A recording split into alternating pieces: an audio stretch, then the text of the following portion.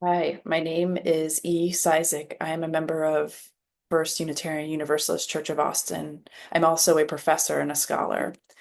In spring 2025, the United States remains deeply polarized with ideological conflicts shaping public discourse and policy.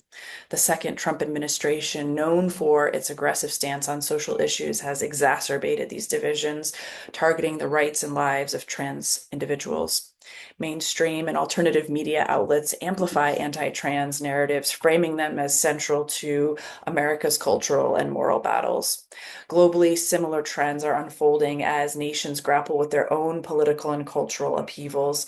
The hardline rhetoric of the Trump administration has emboldened conservative movements worldwide, leading to policies that marginalize trans populations.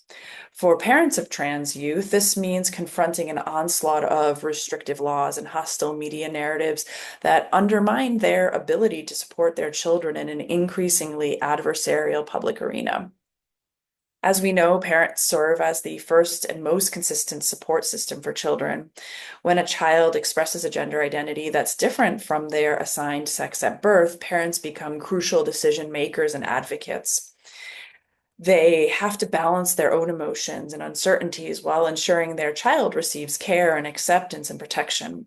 This journey often reshapes their relationships, sometimes leading to estrangement from relatives or faith communities unwilling to accept their child's identity. Educational advocacy becomes a constant battle as parents work to secure their child's rights to recognition, their access to appropriate facilities, and protection from discrimination. Yet, shifting policies and political rhetoric can create confusion, allowing schools to justify inaction or exclusion.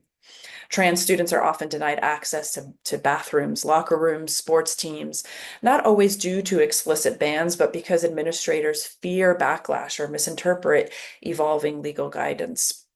As a result, parents find themselves in ongoing struggles with school officials, filing complaints, and sometimes pursuing legal action, all while trying to shield their children from the emotional toll of being treated as political controversies rather than students. Medical decision making, though highly visible, it's just one aspect of this fight. Parents must navigate a shrinking landscape of gender affirming care as clinics close under legal and political pressures. Many are forced to seek care across state lines or rely on underground networks. Beyond advocating for their children's right to life-saving treatments, they also have to contend with the alarming reality that healthcare providers themselves are under constant threat, harassed, and even forced to shut down.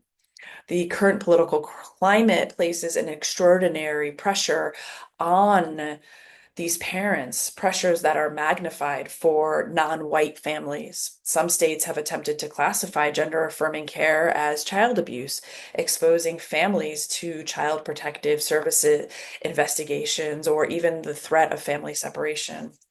For Black, Brown, and Indigenous families who are already disproportionately surveilled and criminalized by the child welfare system, these risks are amplified by a long history of racialization and racialized state violence.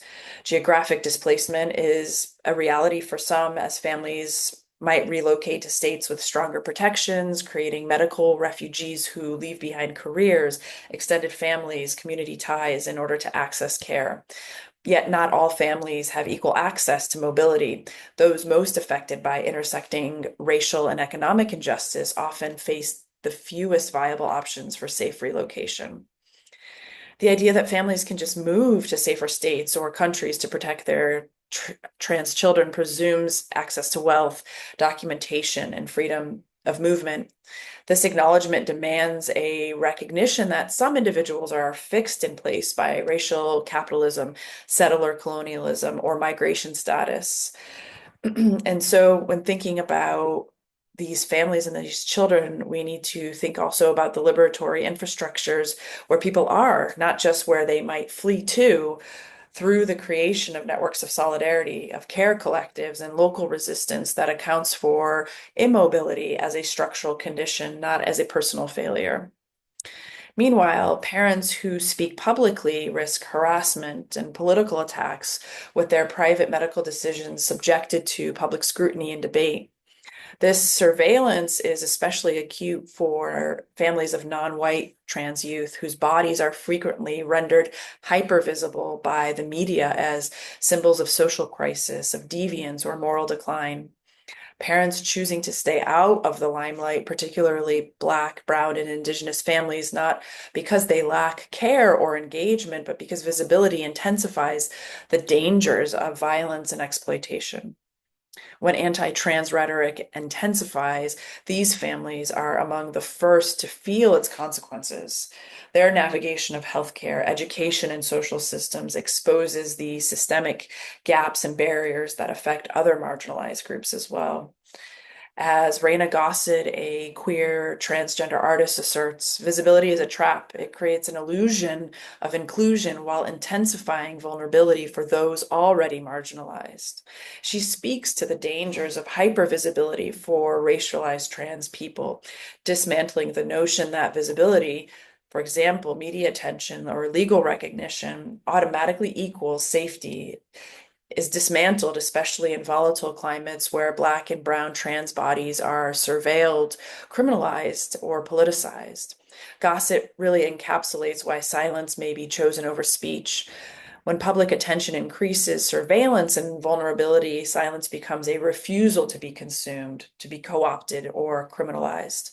In a climate where schools and governments and media monitor trans kids and their families, silence can resist being co-opted, criminalized, or sensationalized. Choosing not to testify, choosing not to post online, choosing not to speak publicly about a child's identity or medical care isn't passivity, it's a strategy.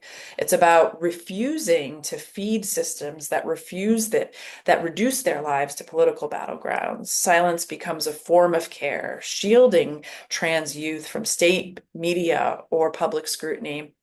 It's also an act of refusal of the demand to always explain, to justify, or expose trans existence to satisfy cis-normative curiosity or political debate. By withholding information, parents can be carving out safer spaces for joy, transition, or growth away from hostile visibility. Silence helps preserve dignity when the public sphere reduces trans lives to spectacles.